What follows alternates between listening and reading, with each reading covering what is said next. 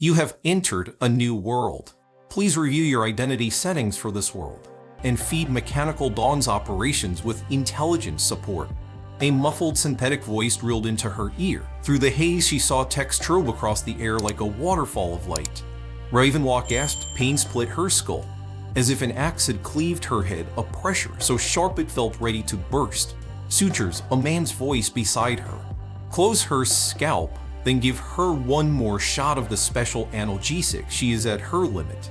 An operating table, she could not open her eyes, yet her mind was shockingly clear.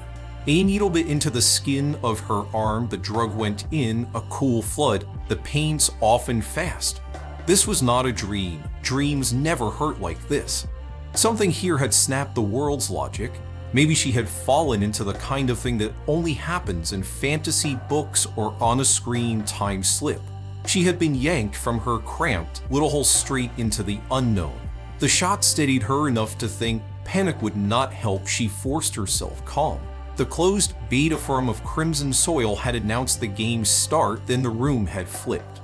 Ravenlock guessed she had been thrown into Crimson's oil itself. Here she wore another life.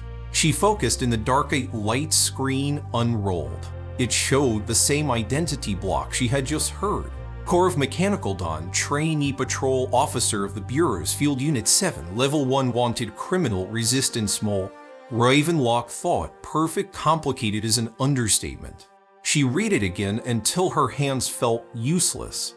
She had no idea what Mechanical Dawn was, but cooperative sounded heavy. The Bureau was clearly official. The Level 1 wanted piece was a grenade, and Mole screamed certain death. Moles do not retire. She had watched too many spy dramas. Undercover never ends pretty. The future looked grim, the end closer than comfort.